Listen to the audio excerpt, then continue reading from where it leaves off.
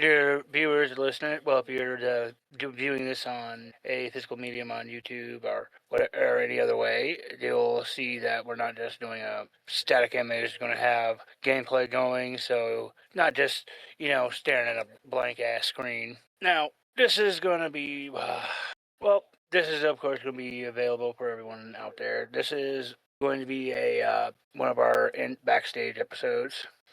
And this is just a general way for us to come out and let everyone know all the things that have been going on in the background of End and why, as of lately, we've been, kind of taking a break. Why it seems, the content from us has been really slowing down. I mean, just to start off, first and foremost, life fucking happens, Oh, yeah. Because, we, first and foremost, me and one of the other main members of and Miss Vito here. She is my wife and outside of here in the real world, out in the real world, and we welcomed in a new bundle of joy into our lives, our son. Mm-hmm. And this is our first child, so it's like shit. I'd rather make sure everything is good to go with our son before I try to focus on something else, I tell ya. But that doesn't mean that we're just, it's time to, actually, I say that on purpose because that's the perfect way for me to segue into this because this is Star Wars get kind of a little deep here with you. Get real. Let me take off the shoe. The one shoe. So, for myself personally, for me, because I do pretty much create a lot of the majority of the content here for End, and normally creating is like second nature for me. That's not trying to brag or anything. It's just it's one of the things I cherish the most besides my son and my wife is my imagination. That's how I'm able to create for the world and make content for everyone. But my muses, my visions, my dreams started to disappear for me. And this was back to when around last year, one of the events that happened that caused us to slow down was when this game too touchdown loud, gonna edit that. But one of the events that happened is I suffered an accident at one of my first places at my place of employment, and I had to get a major surgery. I had to have a disc replacement in my back, and I just was getting really down and in my own head. And then even after the surgery, I felt like I wasn't able to really step up and do enough for my amazing wife who was carrying Will at the time, and I just wanted to make sure I was trying to make sure that pregnancy was as can't really say easy because pregnancy is not an easy thing. Shit. But I wanted to make sure that she was in the best place possible during the entire time, and I just felt like, God damn it, my back and everything. I hate life because I can't do more. There we go, much better. Thank you, God. That was too fucking loud. And then, damn it, wrong button. Okay, there we go. So, and then I took my wife's advice, started walking more, and I started getting stronger every day. And I was able to find a job and get back into the working world when we welcomed our son into this world. But my mind was still nowhere back to anywhere when I was in the nest of making content with so many other groups, and I was just doubting myself as a writer every day, as a voice actor every day, just doubting myself every way. And then it happened again. I would close my eyes, and it would just go to black. And when I opened my eyes again, it was the morning, and I just was like, well, time to roll up the old sleeves because I guess this is a sign that it's time for me just to be the working man and put aside that person I was, the creative person I was, and hang this all up and retire. But that's when I think, besides my wife, fate was not liking what was going on, who I was, what was going on, and I broke my ankle at the new job I had gotten. And this really made me take a step back and look at myself and with my mental health and everything. And I had one of the best talks with my wife, and good God, even though I'm 39 fucking years old, it's I had a talk with my mom as well, who really helped me to realize what was going on. And in almost a year, I had a dream. Music sounds, it inspires me the same way again. I'm able to see my plots. I'm able to see my characters and interactions, conversations again. And if you'll have me, I'm ready to come back to you all. And this is how much I love you all, because I want to be first and foremost honest with you all about all this. Because this isn't something that I just wanted to make a little simple, oh, well, how to do? Life is hard. I wanted to get real with you and tell you the real deal. I mean, it sucks sometimes to have to take a look at yourself and see that, but I feel that this is making me already a better father, a better husband, and a better content creator for you all. And like I said, if you'll have me, I'm ready to come back to everyone and share my worlds with you all. Whew. All right, now since the deep shit is out, a little other surprise for this recording. This is not just a little backstage talk I wanted to have. This is a little impromptu. This is going to be the little test, a little impromptu for Talknojutsu. And it's actually quite lucky because two of the people I wanted to actually have as my co-hosts for this are actually here with me today. And I gotta do something because I almost started crying, dear listeners, because that was me really just letting you all know. And actually, before we get into Talknojutsu and I can diverge to my amazing co-host here for Talknojutsu, and I can tell them the game plan here, one of the other projects I'm really excited to start beginning on, and I think because there's a few people that have came at me with a little concern, doubts about the direction I'm going with my project. And it's my take on the Hades Persephone myth. So, first and foremost, dear listeners, I'm going to say something a little controversial. I hate that motherfucking myth. Fuck that nigga Zeus, man. That motherfucker's a dirtbag ass nigga. Fuck that motherfucker. And actually, before I keep going, I just got to do a little side thing. I have been censoring myself for years, dear listeners. Most people don't even know Hang on. Yep. I'm pretty sure everybody who knows Greek mythology will agree with you about Zeus. Also, we have all fantastic other Paul and Silas here. I was actually going to do formal introductions for you both, honey buns. But you didn't tell me that, so nah. Oh, no, don't worry. This is why I'm going to make sure to get some editing. I'm going to make sure this is all clean and edited, because I want you both to do formal introductions and to introduce any specific things that you want listeners to, advertise, whatever, for yourself specifically. So, all right. But one of the other big things, real quick, actually, fuck that, I'm not going to pause, is, as I was saying, is I've been censoring myself for fucking, good God, since I've been on fucking YouTube and goddamn podcasting and everything, is because I've always kind of related to Leonardo DiCaprio and The Departed, because I'll talk with two different accents because I'm fucking black, but at the same time, I'm half black, half Irish, so I'm not black enough for the black community, and I'm not white enough for the white community, and I'm not allowed to portray myself in certain ways, so I have to talk in certain ways around certain people, and it's just, oh no, I better make sure I don't sound too ethnic, and it's like, you know what? Why the fuck am I motherfucking censoring myself all the motherfucking time for other motherfuckers? It's like, shit, I'm gonna be true to my fucking self,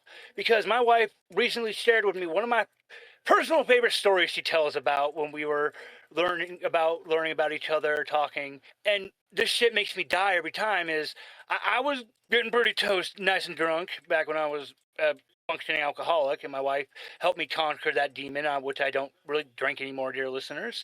I've been, actually, yeah. But the story goes, I was telling the story of one of my favorite characters from the Baki manga anime, Biscuit Olivia. That is my motherfucking nigga. Like, that motherfucker got so motherfucking strong because his wife suffers a disease that made her super morbidly obese, and he wanted to be strong enough to pick her up because that's how much he cherishes her, to always make her feel beautiful, the princess that she deserves to be. And I said all that, and I was like, that is my motherfucking nigga right there. And one of the snowflake-ass motherfuckers in that group decided to want to call me out and everything, and thankfully my amazing wife, who was just a friend at the time, came to my defense and everything, and that made me feel confident enough to finally at the end go, nigga hush. Kill me every motherfucking time. Fucking dying when you said that. And of course, some people got offended. But and you see, that's who I'm gonna be from now on. Is I'm gonna be me.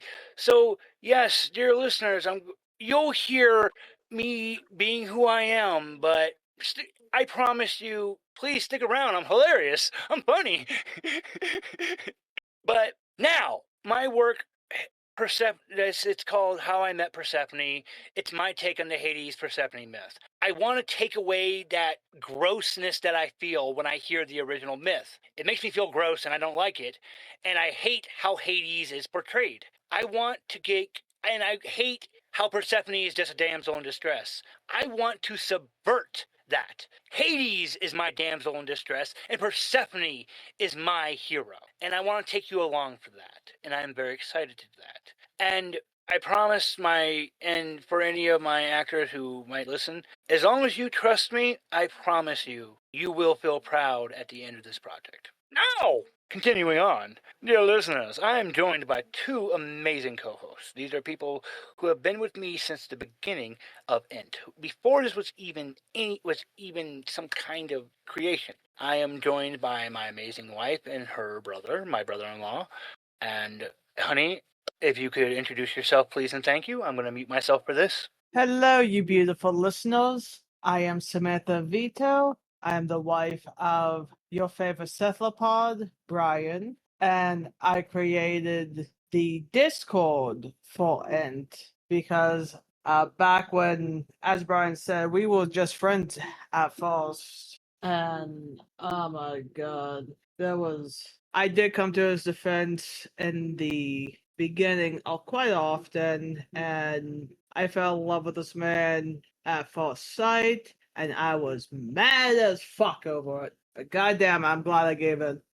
Because not only did I get to marry the love of my life, I got to marry my very truest best friend. The more he told me about Ent, the more intrigued I was. And the more I wanted him to have his own Discord, his own group. So I created the Discord for Ent. I encouraged him to bring Ent back, and I did my best to rekindle the flames because I love his ideas, I love his stories, I just love everything about him, to be honest. And I knew a great person to add to this was the original founders, some friends and voice actors that I personally know. I got to work with them in film and TV and stuff. My brother Silas is always a good to have for a laugh, and I've been in filming for acting and filming for quite a long time. And this is something I personally love. I love telling stories. I love making people laugh.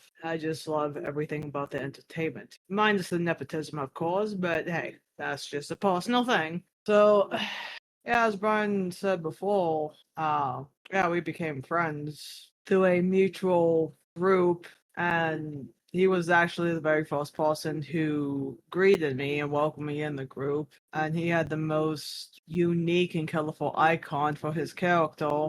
And I just thought he was a very unique person. And the story that he loves to tell, that I love to tell, he was talking about his favorite person. I'm not black, so I can't say the N bomb. But as he was saying, there was one person who got completely offended. And even though Brian explained he is black, the person in question tried to say, well, what if I said it? Which I told this individual, as a white person with black family, if you use that terminology, I will reach through this computer and choke you. And I explained to them why I really don't like that when one of us used that term. And then they also got offended, which I told them, shut the fuck up.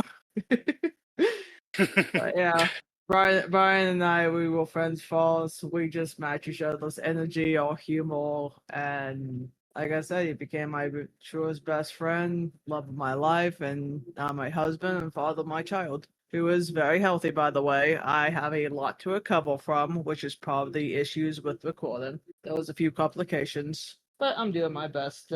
I'm just doing my best. It's Honestly, that's part of what helped me mentally get strong again, was seeing how strong you were through everything. Aw, thank you, honey. Because I was trying my best to be strong for you and our baby boy. I love Squidlet. Yes, yes, my little squidling. And then, of course, our third and final co-hosts are my brother-in-law and Sam, your brother. Mr. Silas, please introduce yourself. Hey everybody, my name is Silas Aurelius. So yes, So, unfortunately, Sammy and I are related. Well, it's unfortunate for okay, everyone you else.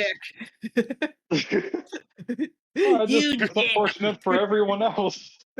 I So know where you live, motherfucker. oh no, not again. I got Trust me. into like I was always interested in voice acting since I started watching Dragon Ball Z as a kid, and it's like, wait, man, people get to scream in a mic and pretend like they're beating people up. Man, I want to do that. And I was in a group prior to ENTS, and due to some man children, a manlet, I'll call it, things really weren't working out. And then Sammy's like, "Hey, you want to join an actual good group?" I'm like, "Yeah." So then I got brought into ENTS, and then when I found out that our Squid Overlord was and my sister were an item, after talking for 5 minutes, see, I don't have like a cool background, romantic story, or anything like that. You know, my first serious talk with Brian, I told him flat out, "Baby and my sister." I'm, I'm happy And somebody yes, listens to me that for is once. a very, very true story, by the way, dear listeners. But I absolutely love, and I love the energy of our long-term members. And one of the biggest things for me was I used to have like a lot of insecurities with making characters and doing voices. And when I was finally able to accept criticism and learn how to work better with people, that was a big turning point for me. So I really thank Brian and Sammy for their honesty, because I'm not just here to entertain people. I want to grow as a person too and develop my skills. So we're having fun, we're having laughs, but we're also growing as people and professionals. So And yeah, yeah, good. I was actually going to say, Silas, I'm about to make your day here in a minute when I tell you what you have just walked in on for a show. Okay. But please continue. And that I'm a chill guy. I have an unhealthy addiction to coffee. I love snuggling with my kitty cats at night, and my sister has not killed me yet, so I'm on a good streak every day. I I mean, for absolutely now. love Greek mythology, anime. I got into fantasy when I was a kid, and my dad would tell me stories about The Hobbit, and Lord of the Rings, Dragonlance series. The Doug D'Amore always freaked me out from the Elfstones of Shannara, but it just kind of fascinated me with this whole fantasy realm, and I'm happy I can be a part of this and bring my own kind of. Oh, and you see, this is what I think you're going to have a lot of fun, because now let me tell you a little bit, because the plan is that you and Sam are going to be two of the permanent hosts in this show. So what you stumbled upon, Silas, is not only is this a recording for backstage to get to talk with the listeners, let them know everything that was happening, and give them a good progress update that's not just text or anything. This is also the inaugural recording for my big show idea I had. Massive inspiration, and I'll tell you how this came about here in a second. The show's idea, the title is, this is Int Talknojutsu. We are essentially, yes, we are going to be a recap show series. We're going to recap quite a bit of stuff, but we're also going to talk about current things in our lives. It can be video games, TV shows, movies, series that you're watching that you want to highlight and give some love to. But the biggest thing is, for everyone that's a voice actor, which is everyone in this damn channel, this is a time for you to really strut your shit as we're talking, either doing a recap or talking about a series or something, because I really want you to have fun, and if you want to do the character's voice, go right ahead. Because how Talk No Jutsu got created is not even from watching anime. It was from watching Goof Troop. Honey, you know what I'm about to just do. So Do it. we're watching Goof Troop, right? Goof Troop is a... So Silas, do I have you sold on the idea of Talk No Jutsu? And because today's subject is, who is the most irresponsible mentor, sensei in animated media? I got my 3 that I will be happy to tell you this little inspiration story. So how Talknojutsu came about was sitting there watching Goof Troop, and my wife, god damn, is she fucking just smart as fuck, because she immediately is just like, I always just thought about how Peg and Goof, they have to be, and I'm like, Oh no, honey, I said Goofy is fucking Peg. I know that motherfucker. He's giving her the big goof every night. And as I responded, oh, that is everyone online. We all know Goofy is fucking Peg. You know it's going, hey, Pete, I'm gonna fuck your wife. Look me in the eyes, Pete. Look me in the eye. And, Pete's in the fucking closet going, God damn it, Goof. Yes. Yes. Yeah. It's not a hidden thing. Goofy is just Mako say, yo. Whenever, it's whenever Goofy gets pissed off at Pete, which is a lot of, because after watching it, Goofy isn't some little bitch in the series. He tells Pete off a lot. And every time I just think of him, just look at him going, I'm going to fuck your wife, Pete. And I'm going to make you watch. Look me in the eyes. Look me in the eye, Pete. Go. And Pete's just a song to his Goof soul. He's gonna give her the deal. Exactly. He's gonna make her scream. And here's the best part is you do see Goofy's niece. You see a female Goof, and I'm telling you right now, Peg's the daughter looks like fucking Goofy's niece. Okay. That reminds me. So Mickey and Minnie actually got divorced. So. So they got divorced, and they were before the judge, and the judge said, okay, so to understand this, you're divorcing Minnie Mouse because she's crazy. Mickey said, no, I'm divorcing her because she's fucking goofy. She's fucking goofy. I can't go that pitch, but Look me in the eye, Mickey. Goofy got that dog in him. He got the dog on these bitches. He fucked Jessica Rabbit, for God's sake. That bitch He makes moonshine in his basement. Let's be honest, who didn't fuck Jessica Rabbit? Who didn't fuck her? Everyone in that fucking movie. And the whole thing is, the sad thing is she's so fucking stupid. She didn't realize she was getting fucking a train ran on her, because each time they're just, yes, Jessica, you're saving Roger. Fuck that motherfucker. Fuck that nigga, stupid ass motherfucker, always being loud and motherfucking annoying ass motherfucker. You can't blame her. She was drawn that way. I mean, yeah. God damn it. Fucking thirsty ass creators. I'm just saying, if I can draw a picture and make it come to life, and I mean, yeah, I'll deal with a lot of my emotion. I'm not gonna finish that. Okay, that would deal with a lot of your pent up rage. I would be commander of the Gooners. As long as you're not the writer from fucking Naruto, fucking can't write women at all. Oh my god. Yeah, you got boobs that defy gravity. Even Konohamaru has boobs now. We don't talk about that. Oh, god damn it. Hey, you could be like, who's the guy who made Elden Ring? Miyazaki? Shit, I forget his name. I love Elden Ring. His thing's about feet. Oh, he's a Quentin Tarantino. He relates to Tarantino, huh? Yeah, I mean, to each your own, no kink shame, no kink the same. Yeah, but why does most creators gotta put their fetish in every fucking thing they write or direct or whatever? Okay, just because I like to draw women with big Italian asses doesn't mean that's my kink. Okay, dear listeners, what my wife just said, the best example is either in Kill Bill or in Dusk Till Dawn. Quentin Tarantino is literally sucking on Salma Hayek's feet, and he does a lot of zoom-ins on Uma Thurman's feet in Kill Bill Volume 1. Yeah, so yeah. Or if you watch anything by Clive Barker or read anything by Clive Barker, all you think of is this. We get it, Clive. You're gay.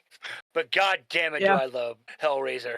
I just love every book he does. Does anyone remember when Pinhead became like God for like 5 minutes? Are you talking about in the comics or in the book? Graphic novel. That's some wild shit. The comics are so good. So Another good one is when they had Nightbreed versus Hellraiser. That was pretty good too. And that's another thing is that I've finally gotten back into actually enjoying reading my comics and stuff again. And good God, one that me and Sam I know she's read it, and I've read it, and I've watched people talk about it on YouTube. We both have together.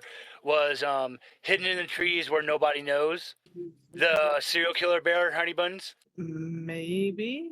The one about the bear that's the serial killer. Oh, yeah! I fucking love that one.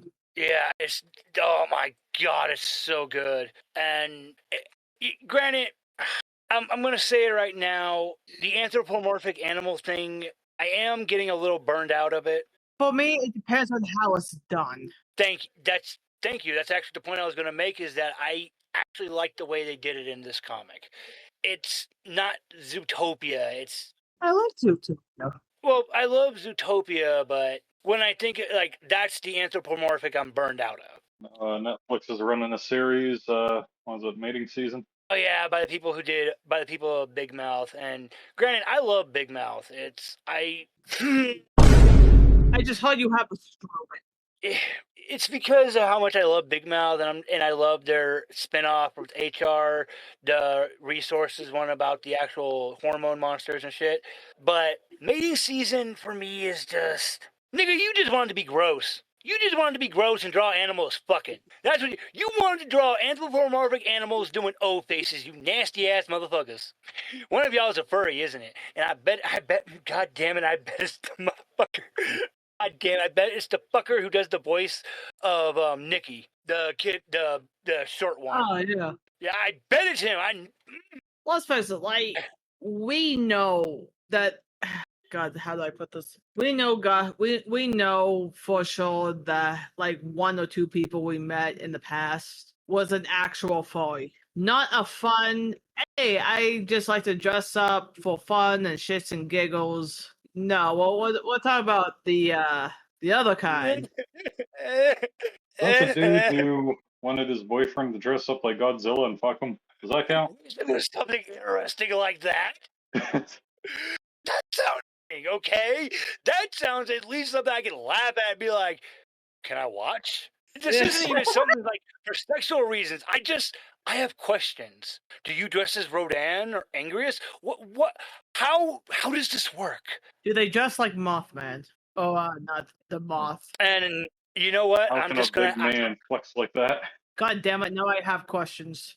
I do not want any of them answered, though. I am good. And I gotta say, like Markiplier now, where's the costume? Where? I'm sorry, I have to, because that's how fucking intrigued I am, okay? It's just, I have questions that need to be answered, okay? I have questions. They do not need answered. I'm good. You never know what's going to be in Final Jeopardy. But no. That's, oh God, that just sounds fucking ominous. I know it definitely ain't gonna be the motherfuckers we talking about in today's subject, which is the perfect segue. So, Stylus, honey, this doesn't have to be just strictly anime. Granted, for me, my three motherfuckers I have to call out are all from anime, two of them from the same, and one of them from literally one of my favorite animes of all time, one that literally shaped who I am. They're literally tied for first because I just think they are such douchebags, and I will present my evidence. Number one, Hiruzen, the first Hokage. Oh, yeah, he's an asshole. I don't care if you come at me and say he trained a legendary Sanin. First of all, that nigga didn't even give him their name. That was Hanzo. So get the fuck out of my face. He didn't give him the legendary Sanin name. That was a fucking person that was so powerful and such one of the most powerful ass motherfucking poison users and so dangerous that Hiruzen was such a bitch. He sent his own students to do instead of himself. Wait, so the most powerful person you're sending students to? You're a bitch ass motherfucker. Fuck you. Number two, having Danzo as just anywhere near you. Silas, did you know Sasuke's mother wanted to adopt Naruto? I thought that was a rumor, but I didn't care enough to look into it. Nope, that is actually true. That is 100% fact, because Sasuke's father, Fuku, was the only other person in the Great Ninja War that had a flea on sight, because he was that fucking badass. He was literally one of the most powerful Uchihas. He could have easily killed Itachi, but there were reasons why he didn't. But Sasuke's mother wanted to genuinely adopt Naruto. Danzo's racist ass motherfucking ass, because he was such a fucking dick rider for the second Hokage, that fuck those Uchigers. I ain't letting no Uchiger get the motherfucking 9 tails. Them dirty ass, them dirty ass Uchigers. We can't let them have a nuke. And so he, because he's got Hirosen's dick in his mouth, because that's the only thing Danzo knows how to do right. Because because he was obviously the weakest Hokage. But anyway, so Danzo convinces Hirosen, no, do not give Naruto there. Oh, and also, even though it is very obvious, because the only Uzumaki, one of the last Uzumakis in existence, came here and married Minato. He is clearly the fourth Hokage, and Naruto is the only motherfucker in this goddamn village with blonde fucking hair. Huh. Oh, and then, I don't even need to talk about the bullshit ass motherfucking apartment complex that everyone uses as their garbage dump. I don't even have to talk about the fucking bullshit ass living expenses he was giving a child, or about the spoiled milk and shit. My biggest one is he had Naruto in the Ninja Academy 3 years early. Naruto wasn't the worst student because he was dumb. Naruto was actually a genius. It has been established throughout the time with how fast and how much talent he has. Naruto's confidence was destroyed because some ignorant-ass pieces of shit put him in the Ninja Academy 3 years too fucking early. And yet, he's supposed to be, he was such a great mentor. Suck my dick. I was glad when that bitch died. Tied. Because these are all at the same level for me. But right underneath him is motherfucking Jiraiya. I know he has one of the most saddest fucking sequences, yes, when he's talking about being like Naruto, you're the child of prophecy, blah, blah, blah, blah, blah, blah, blah. After rewatching Naruto some, there's a sequence that I almost put my fist through my monitor. When Jiraiya's bitch ass was sitting there looking at Minato and Kushina and said, your son is the child of prophecy. You motherfucker. Why the fuck weren't you in Naruto's life for 10 fucking years? You didn't know about the Akatsuki for only a couple years. You were literally, besides Kakashi's dumb fucking ass, who was literally basically his older brother, because Minato was basically his adoptive dad after his dad committed suicide, because of the Leaf Village being such douchebags and making fun of him for doing the right thing and saving his comrades, and not being a monstrous white fang and letting his comrades die and focus on killing the enemy. Minato became his dad. Kakashi didn't do anything for him, but you were literally his fucking grandfather, because you were basically Minato's dad. Link Killers kind of sucks. 3 years! Hang on, they really just created a lot of the bullshit on themselves. Yeah. Yeah, I just had a weird thought of Tabirama, the second Hokage, and just walking around town, seeing all the Uchiha. Like, man, you Uchiha breathing all the Senju air makes me sick. Yeah. Oh my god! Oh no! Oh my god! Oh my god! And here, and wait, do something about that. And little child Danzo, little teenage Danzo coming up, going, "Look at these Uchigers with them wide noses breathing on your air. Great second Hokage makes me sick." Tobarama's just Tobarama's just that's a good Uncle Senju. We're gonna have a purge. God. We're gonna have a purge, Danzo, a purge. Oh my god.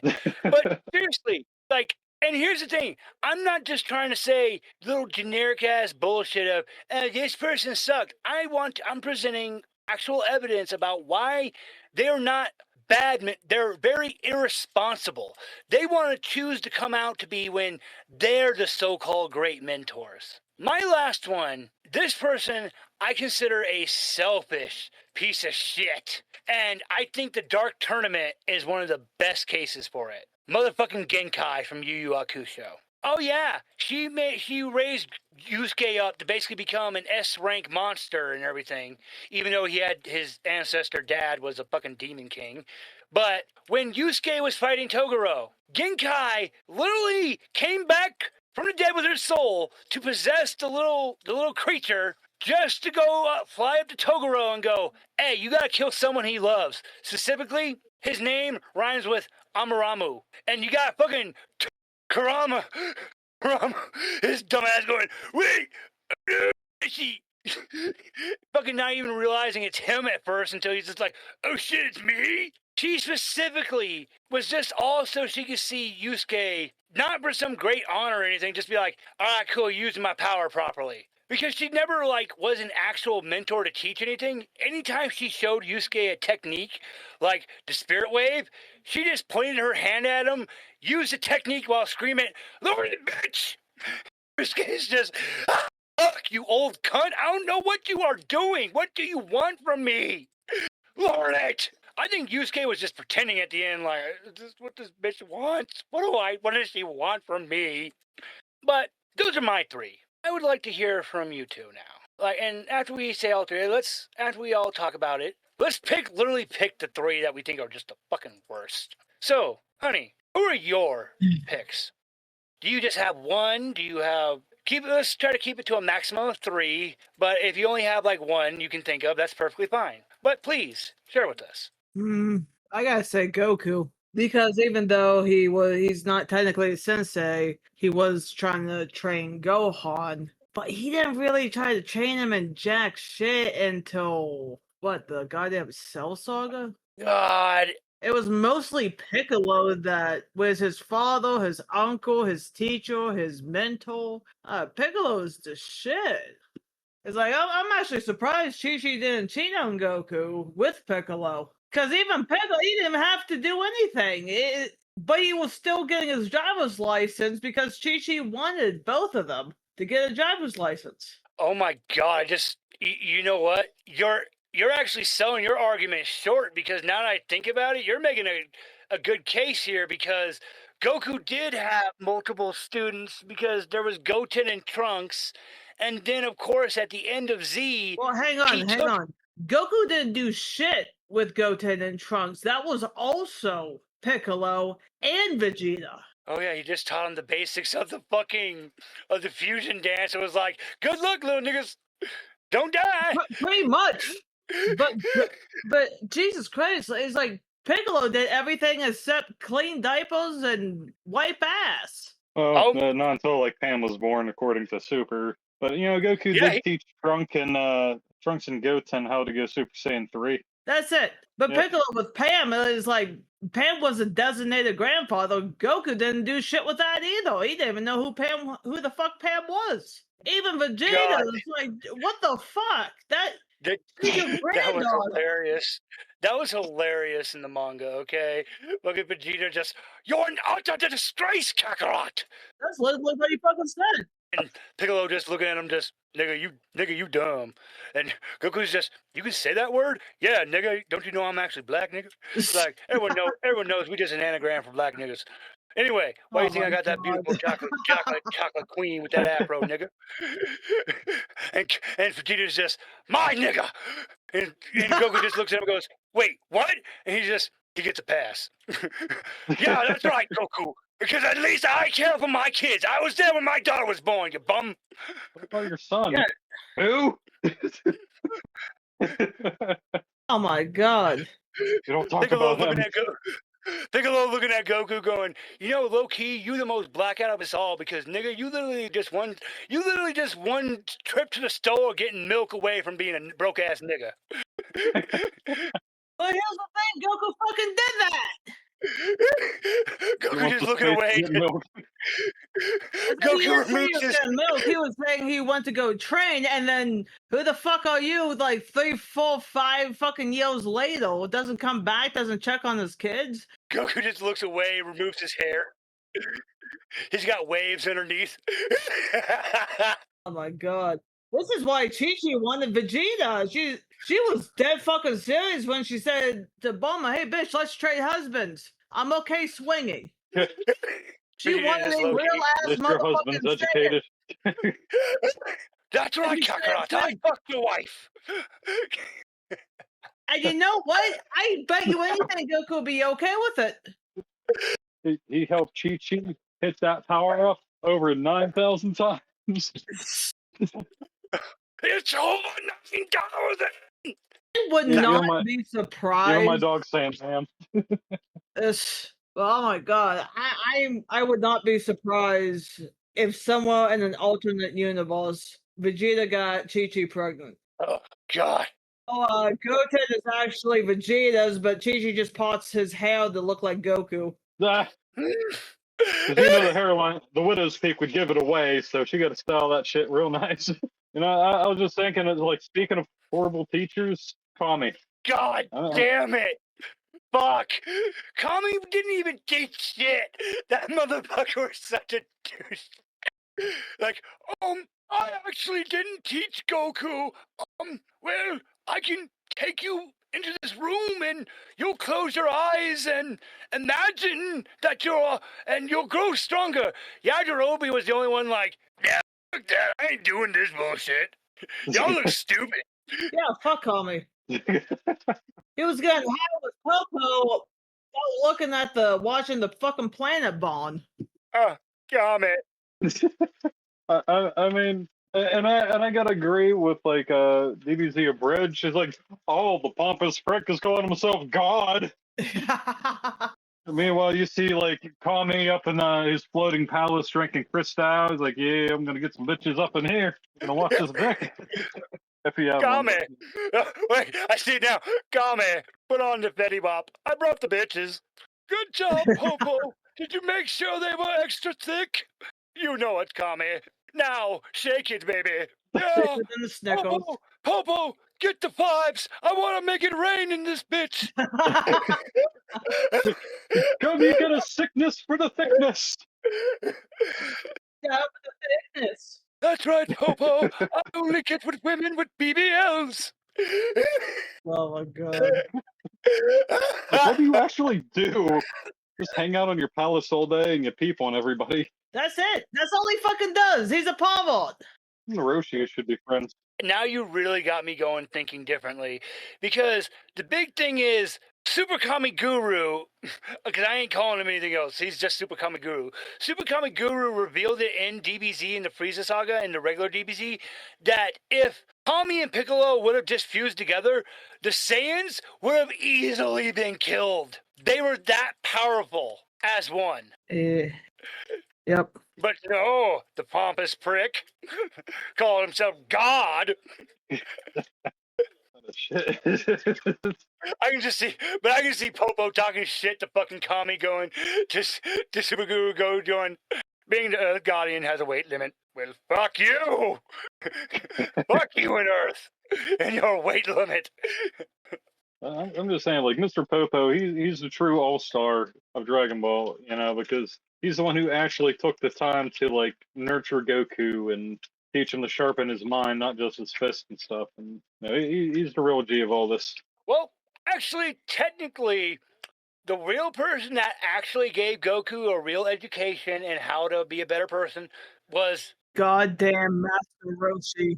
Yeah, it was Roshi. Roshi is actually one of the greatest mentors in anime, because even in Dragon Ball Super, he got the best motherfucking quote, because always remember, he told his students to always study well, to study, eat well, have a good night's sleep, and a balanced diet. That is the turtle way. Not just, be super strong. It's to your mind and body. Your mind is just as important. Yeah. For the love of God, Goku got potty trained by that motherfucker. Eat well, train well, sleep well, and study well. But you know what? You're right. You know what? Of all the teachers and stuff, and all the combined series, Roshi did probably invest the most into Goku. Just the motherfucker couldn't even read. He couldn't even count his toes, and Hiroshi took care of that. Yeah, he actually taught Goku how to be able to tell his own age. Roshi was actually, throughout Goku's life, Roshi was there. Whenever Goku and Krillin wanted, they actually went back to Roshi to be retaught again in Super. So, yeah, Roshi, even though he's a dirty-ass fucking pervert and shit, he is still always the greatest teacher because at least, like you said, he was in Goku's life from the minute Goku met him till Goku, whatever canon you go with. However, Super ends are him weirdly riding the dragon in GT and absorbing the Dragon Balls. We don't talk about GT, god damn it. Oh god, it's so fucking bad. That reminds me. So in Dragon Ball Super, and this is something like character growth is always a huge thing with me, no matter like what I read or watch. And I really thought that was great that in Super for like the big tournament of let's not have our universe erased.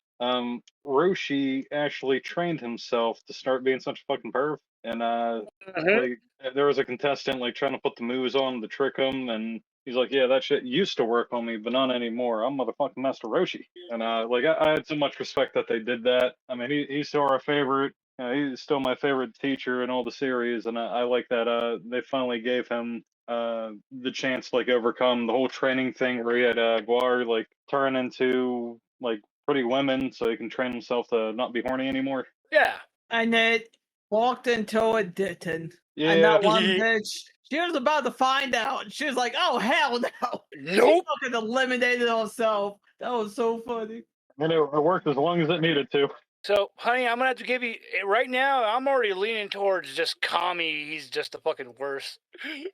As for mentor-wise, you got me on your argument. But Silas, did you have a pick, or what is your choice? So worst mentor. No, I wouldn't say Kami is the worst. I would say he's the most useless. Irresponsible. That's what I mean. Like Well, not irresponsible. irresponsible, because it's not like he left Goku to fight monsters way above his league and give him false hope. Like he didn't lie. He didn't try to put himself in Goku's shoes. But Goku, like I'll use Gohan as an example.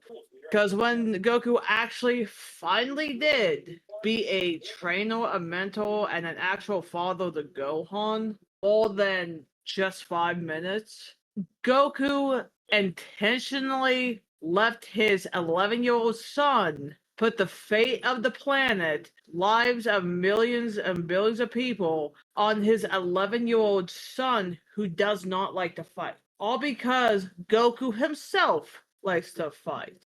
And like he believed in Gohan that would beat Cell, but Gohan did not transform into Super Saiyan 2. Like he had a glimpse in the hyperbolic time chamber, but that was it. And Goku could have easily defeated Cell by himself instead of putting his own son in that traumatic ass experience for no fucking reason. So Kami's useless, absolutely, but irresponsible. Goku just traumatized his dumb for no fucking reason. Yeah, Piccolo had a point. He's like, yeah, like you love to fight. He don't. Like he's not like you. But as for my choices, so originally when you like pitched this to me, I was thinking, you know what, Genkai, he's a mean old bitch.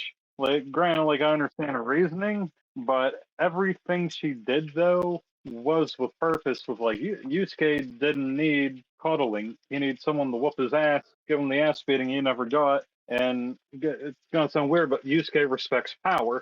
And here he sees one of the most non-threatening people, make him like put him in his place. So like I can't say like she actually taught him. And if Yusuke wouldn't have fucked around and like took his training the first time with all his heart and soul, like the whole Maze Castle arc would have been vastly different. But even half-assing his training with Genkai, with everything she taught him, plus his natural talent, I mean, he was doing pretty good. But when I was thinking about terrible teachers, I forget the Hashirama from Demon-Slayer, the guy with the white hair who like he always screams at people.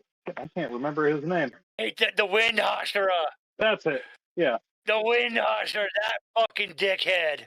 He's like, all right, just do what I do, and then he just fucks everybody up, and he's like, you all suck. And it's like, well, what are you teaching us? It's like how to kick ass. Like, but we can't even tell what you're doing, and that's the problem. You got to watch and learn. So I'm gonna whoop your ass again until you learn something. Like that, it's so fast they can't even see him. At least like the snake dude, at least he kind of explained things. about like being quick and decisive because demons will use hostages. So you got to be quick to either save the hostage or don't give them a chance to take one. Be decisive, be precise, so you don't accidentally kill who you're trying to protect. So like I do give him points for that. But now the one hoss rat, he's a dick. Fuck that guy. Yeah. Oh man. You know what? I love all these choices, and each one of them just. Granted, some of them. Actually, the only one I think you helped to like defend was Genkai. Everyone still just fucking sucks. But out of everyone we talked to, I think possibly the worst, the most irresponsible. I gotta give it to you, honey, Goku. Because here's the thing, like when it comes to kids, the very first teacher is the parents no matter what. And up until, like, Goku was allowed to come back. He was able to come back to life and be teleported back to Earth. And Goku said, nah. He could have been home with his family a couple times, and Goku said no. I mean, he did make a very good point, but at the same time, like I'm the reason why all this stuff happens. Yeah, but here's the thing. He didn't see that until the Boo saga. So there was a couple sagas. And even if he did come back to life, he didn't have to announce it. He could have played dead and not go flying around like a jackass. He could have just stayed home, train in private, be with his son, hug his wife, goddammit. Go home, hug your wife, be a dad. grow some turnip. It's like, ew, being a dad is icky. What's a dad? Can I punch it? I want to fight a dad and see how strong he is. I'm gonna fight him. I'm gonna fight him. It's like, no, don't fight him. I'm gonna fight him. God damn it, Goku. And you know what? I just think, God, it's times like this when I really think about it. I think his adopted dad, Gohan, would just be ashamed of Goku. Because at least with Gohan, his father, he was loving and caring, and he tried to do right by Goku. And if he could just look at Goku now, he's like, no. And everyone and you know what? For this first inaugural episode, this has gone perfect. This is exactly how I want this show to feel. And so the first batch of what we're going to be going into, Silas, because I just wanted this to be a fun topic. Because in between, we're going to call this like, just like in anime, there's your filler episodes. This is the Talknojutsu filler session. Because we're going to go into one of our first sessions of recapping, because I'm actually going to let Sam have the honor of having the first choice of one of the things we would like to recap, and that is going to be the Greed Island arc of Hunter x Hunter. Yay! Because that is easily my favorite arc. That and the ants. So the way we're going to do this is, for every episode, we're going to watch, I just would like you to watch like up to 3... unless you can just like to go read summaries of the episode or whatever, watch clips, whatever will help you get it in your memory. We're gonna watch 3 episodes every for the content. And granted, we'll go into the recap of those 3 episodes we watched near the end of after we have our initial discussions.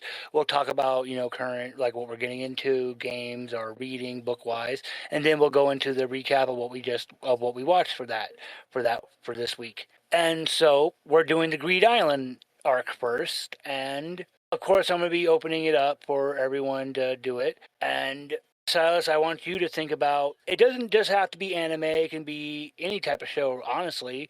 If you want to do a fucking, like, a certain story arc or season of fucking Supernatural, we'll fucking do that. It just means we're going to be doing quite a few fucking episodes, because I want to leave it to only discussing 3 episodes. Because, good God, we could go into long discussions. So I want you to think about it, because I want you to go second, because I already got my choice. We're doing the fucking Yoshikage Kira arc from Diamond is Unbreakable Dodo. But that will be after your choice. And then after we do all 3 of ours, we'll do another filler session, and I will let you, honey, you get to pick the next what will be our topic for that filler session. Okay. But this has been for the first inaugural recording. I'm very happy with how this went. This was perfect. I've been fucking bacon almost the entire time. Yeah. Oh, this is a lot of fun, and goddamn, I'm happy to be back. Exactly, and that's the big thing is I'm going to be getting to work editing this right away.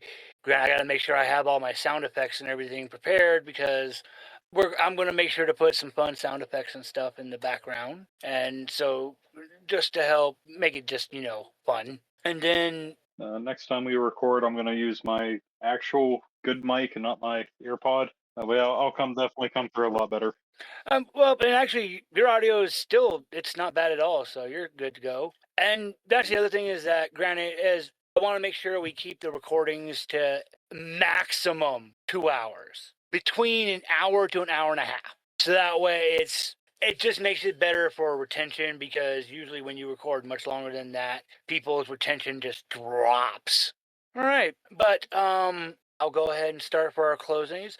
And, well, everyone, this has been your favorite cephalopod, Miss Nerdy B, or that darn squid on most games and such. You'll find me online, that darn squid or the nerdy cephalopod in cephalopod. And I'm actually going to be getting back into drawing webcomics, because back in the day I used to do a couple of Bs. It was a hand-drawn webcomic I was doing where I split my personality. I'm going to be getting back and doing a comic inspired from my wife and our family, our beautiful son. But it's still going to be a loosely fantastical one, because it's going to be called my family and sleep paralysis demon. A little sleep paralysis demon that I talk to in those mornings after a fun day, and just go over events that happened. And so when it gets time for my family and sleep paralysis demon to be releasing, I'll let everyone know. Well, and honey, I'll give you the floor for anything you would like to let everyone know about.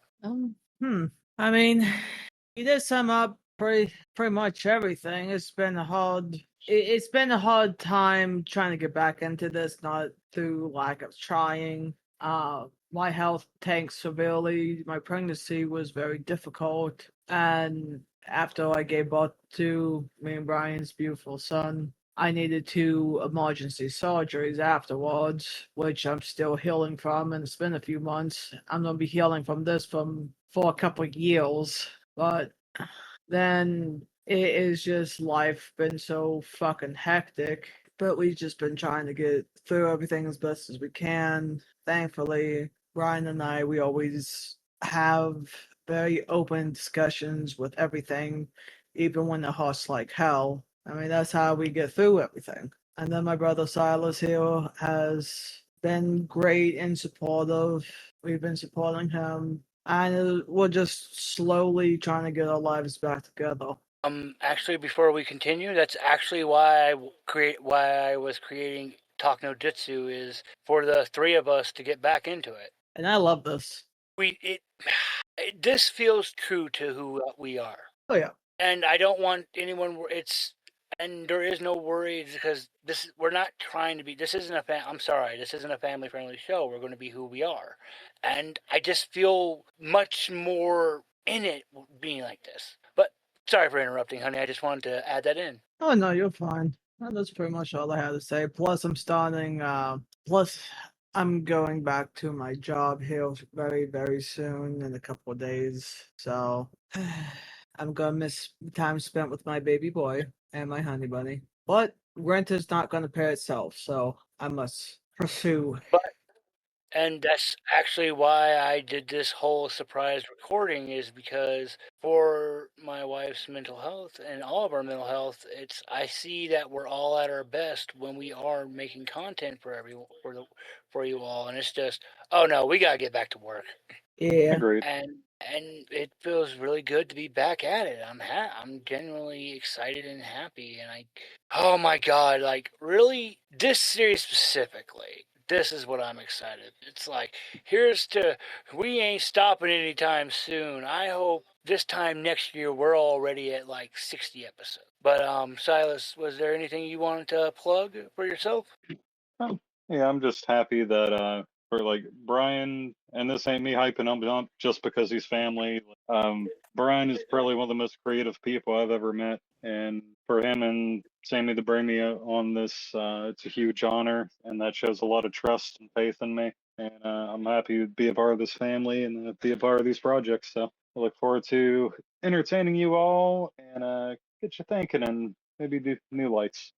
Couldn't say it better myself. And so my dear squidteers, yes, because we're something much more than musketeers, much more than a team. We're the squidketeers.